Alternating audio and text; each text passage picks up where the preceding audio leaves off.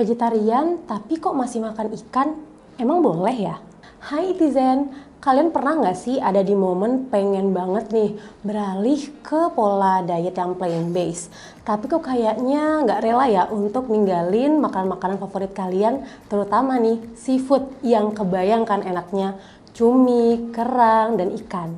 Hai, aku Nara dari Eating dan pada beberapa menit ke depan akan mencoba mengupas tuntas soal pola diet vegetarian yang jenisnya memperbolehkan konsumsi seafood. Sebelum kita masuk ke penjelasannya, jangan lupa untuk subscribe dulu channel ini dan nyalakan juga loncengnya. So, check this out, ini dia ABCD tentang diet pescatarian yang rugi banget deh kalau kalian nggak tahu. A. Apa itu diet pescatarian?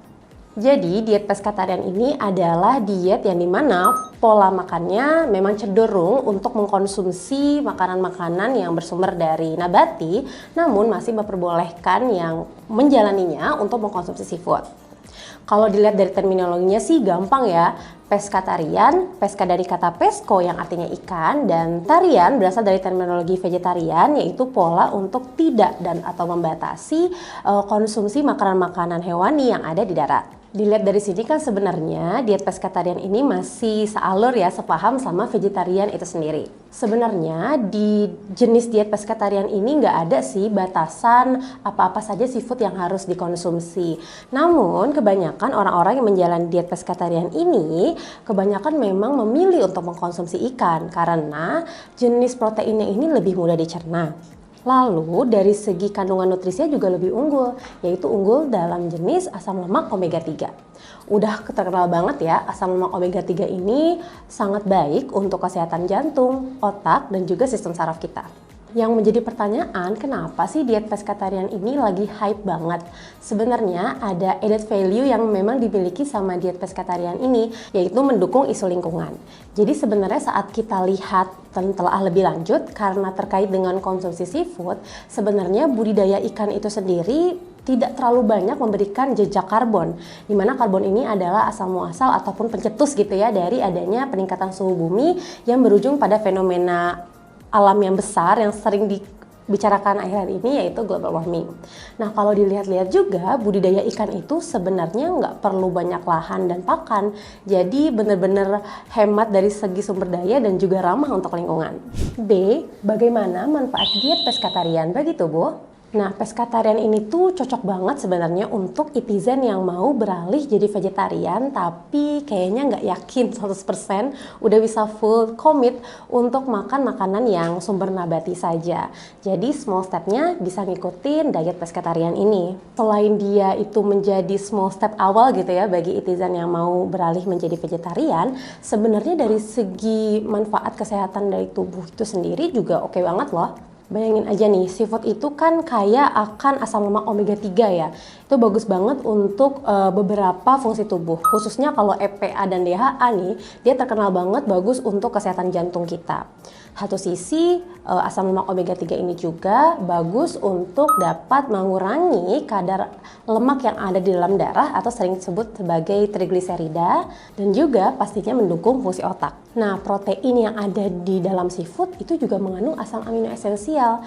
Part dari protein ini punya peranan penting dan fungsinya pastinya adalah untuk regenerasi sel, untuk perbaikan atau maintenance jaringan-jaringan yang ada di dalam tubuh kita. Nggak cuma itu, ikan-ikanan atau sumber-sumber makanan dari laut itu punya kandungan lainnya yang bermanfaat, yaitu seperti vitamin D dan selenium. Kedua nutrisi ini itu berperan penting untuk pertumbuhan tulang dan juga pembentukan imunitas tubuh. Tapi tentunya yang namanya jenis dari vegetarian harus diperhatikan ya, condong makannya atau kapasitas makannya itu harus diperbanyak dari sumber nabatinya di samping seafood itu sendiri. Masukkanlah dan perbanyaklah sayur, buah, dan juga serat agar mungkin itizen yang punya target tertentu nih, entah menurunkan berat badan, memperlancar pencernaan, atau ingin ada target gitu memenuhi salah satu nutrien tertentu, maka harus bisa fokus memenuhi diet ini dengan pas ya antara sumber hewaninya dan juga sumber nabatinya.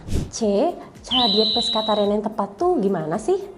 Untuk menjalani diet pescatarian yang tepat sebenarnya ada 3 tips yang bisa itizen lakukan. Yang pertama, tipsnya adalah mengkonsumsi jenis pangan laut atau ikan yang kaya akan asam lemak omega 3. Contohnya kayak sarden, salmon, dan juga trout. Yang kedua, untuk tetap memperhatikan pemenuhan nutrisi berjenis B12 dan zinc. Kenapa? Karena sebenarnya kandungan B12 dan zinc ini pada seafood itu tidak terlalu tinggi, setinggi yang memang dikandung sama daging merah. So, harus diperhatikan nih gimana caranya kita mengantisipasi kekurangan nutrisi tersebut. Nah, sebenarnya ada jenis-jenis nabati yang kaya akan kandungan zinc dan B12, jadi jangan khawatir. Misalnya nih kayak pumpkin seeds, terus kayak ada bayam dan juga ada rumput laut. Nah, sebenarnya kenapa sih B12 dan zinc ini urgent banget untuk dipenuhi gitu ya asupannya? Sebenarnya karena B12 itu punya peranan penting untuk membentuk sel darah merah dan zinc punya peranan penting nih untuk pertumbuhan anak, penyembuhan luka dan juga kesehatan rambut pada orang dewasa. Ketiga, pastikan untuk memenuhi asupan protein yang beragam pastinya dari sumber nabati juga. Misalnya olahan kacang, kayak tempe, tahu, atau susu kedelai.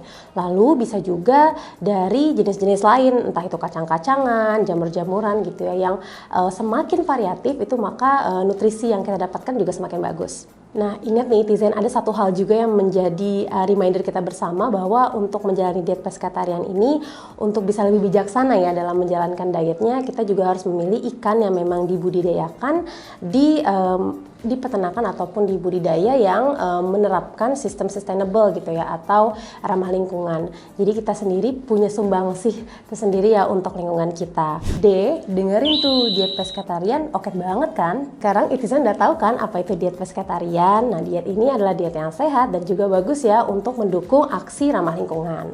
Kalau netizen sekarang lagi dalam proses diet, terus bingung nyari produk-produk plant-based-nya di mana ya? Bisa banget untuk cek e-commerce-nya Eating yang ada di Tokopedia dan juga Shopee, yang linknya ada di pojok kanan atas. Drop di kolom komentar ya, kira-kira kalian mau kita bahas apa nih terkait dengan makanan sehat di video selanjutnya.